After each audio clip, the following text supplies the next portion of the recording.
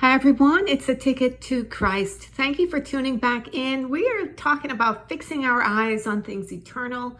We're in Chronicles chapter 28. We're picking up from verse 2. And we're not going to read the whole thing because it's very long. But it says, Then David the king stood up upon his feet and said, Hear me, my brethren and my people. As for me, I had in mine heart to build an house of rest for the ark of the covenant of the Lord and for the footstool of our God, and had made ready for the building.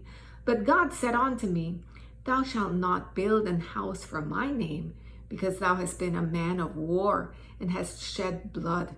Howbeit the Lord God of Israel chose me before all the house of my father to be king over Israel forever.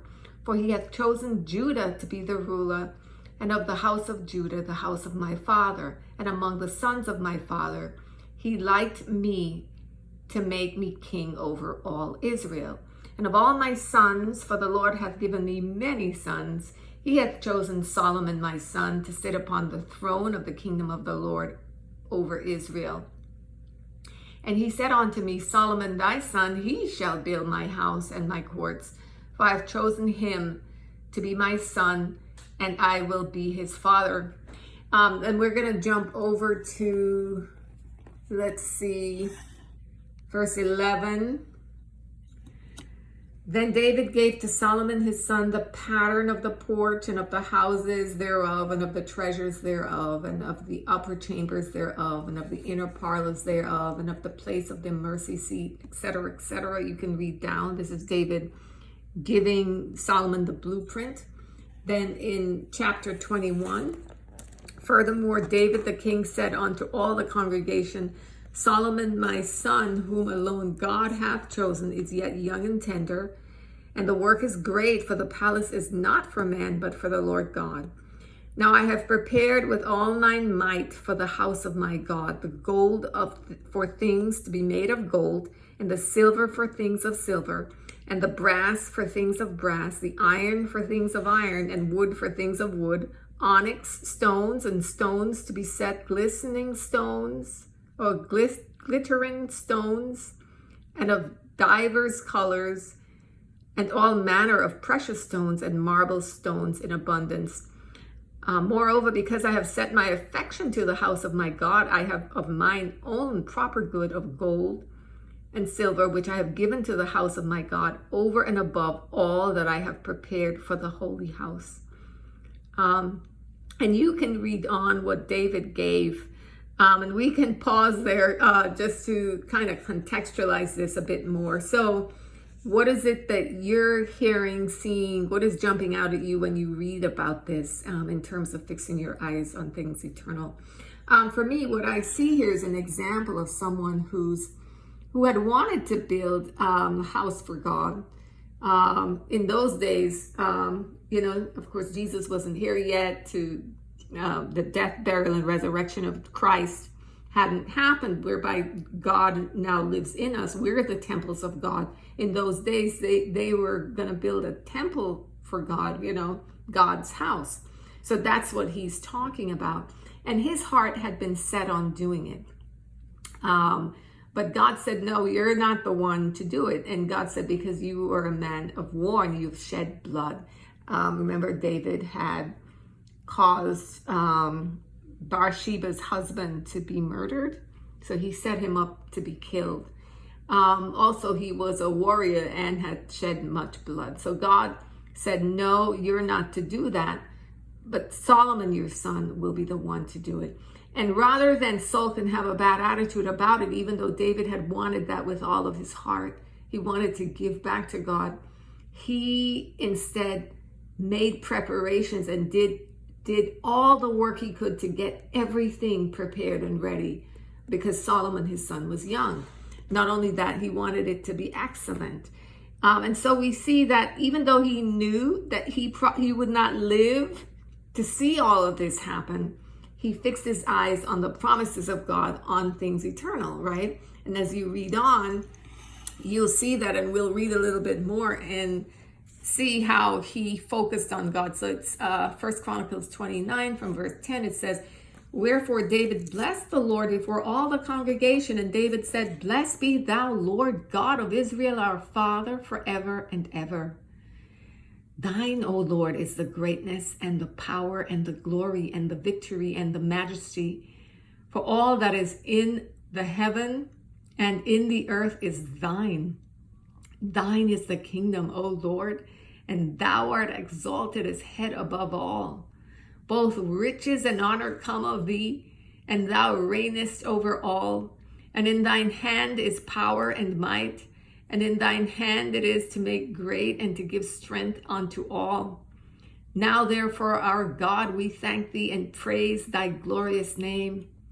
But who am I, and what is my people, that we should be able to offer so willingly after this sort? For all things come of thee, and of thine own have we given thee. For we are strangers before thee, and sojourners, as were all our fathers. Our days on the earth are as a shadow, and there is none abiding. O Lord our God, all this store that we have prepared to build thee an house for thine holy name cometh of thine hand, and is all thine own. I know also, my God, that thou triest the heart, and hast pleasure in uprightness. As for me, in the uprightness of mine heart, I have willingly offered all these things, and now have I seen with joy thy people which are present here, to offer willingly unto thee. O Lord God of Abraham, Isaac, and of Israel, our fathers, keep this forever in the imagination of the thoughts of the heart of thy people, and prepare their heart unto thee. And give unto Solomon my son a perfect heart, to keep thy commandments, thy testimonies, and thy statutes, and to do all these things, and to build a palace for the which I have made provision. And David said to all the congregation, Now bless the Lord your God. And all the congregation blessed the Lord God of their fathers, and bowed down their heads, and worshiped the Lord and the king. And they sacrificed sacrifices unto the Lord, and offered burnt offerings unto the Lord. And we can pause there because I think that, that's, we get the gist here. But what is the gist here? What is jumping out at you? What are you seeing? What are you hearing? For me, several things. First, I see that there is just a God-focusedness in his worship. It's about praising God and exalting him and blessing him. And so he is focused on the greatness of God, on who he is. And a lot of times when people pray, they're asking God for things. They're saying, God, give me this, God, give me that. Please help us to be this way. Please help us to be that way. This is not what he's doing. What he's doing is focused on God, on God's character, on who he is, on his greatness and his power, and just really honoring him. So that jumps out at me. What I see as well is that he is declaring that all things belong to God. He is also, coming with God with a humble heart. Verse 17, I know also, my God, that thou triest the heart and hath pleasure in uprightness. So he is declaring who God is.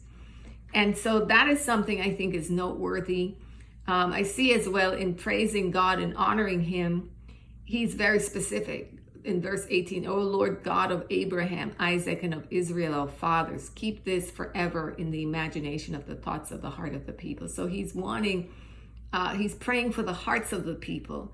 And so you see David, you see just an incredible focus, I think, on an eternal, having more of an eternal perspective of life, a bigger perspective of God than the average person that you see or read about, and an eternal focus, because he is not only making provision for the temple of God, which he is not going to live to see. He's not going to be the one to build it, and he's not going to live to see it erected, but also honoring and praising God and calling the people to do the same, and trying to really disciple their hearts into keeping this type of heart and mindset before God. And the same with his son Solomon.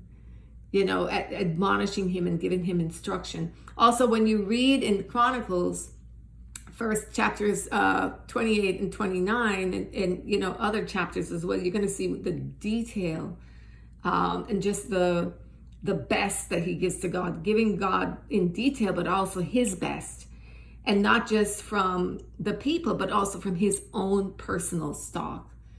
And again, you see his faith and him fixing his eyes on things eternal. So I think that this whole thing about building the temple in the book of Chronicles is a good one to look at and to study through when thinking of fixing your eyes on things eternal, because sometimes we might have in our hearts to do something, and it might even be something good, just like with David. He wanted to build a house of rest for the Lord, right? For the Ark of the Covenant for God, and a place for God, a building that would be the temple. But God said, no, you're not to do it. And then eventually we see that Jesus is the one that's going to, fulfill eternally God's plan in terms of a temple, but temporarily David was not to do it, and he wouldn't have understood the bigger picture down the road of what God was going to accomplish later through Jesus, right? Which was born of his lineage. And so that is what it means to fix your eyes on things eternal. That sometimes, even though we want to do something good, we have a vision for something good, God is going to have it done, but it might not be through us. It might be someone we know, someone who is in our lineage, as a step to a bigger purpose and plan that we can't possibly see or understand. So fixing our eyes on things eternal means to have the same attitude that David had, doing what we can to make it excellent, even if we're not the ones that are going to do it, doing what we can and giving our best so that it will be excellent. So that is it from me, beloved. We'll pick it up again tomorrow. Have a great day.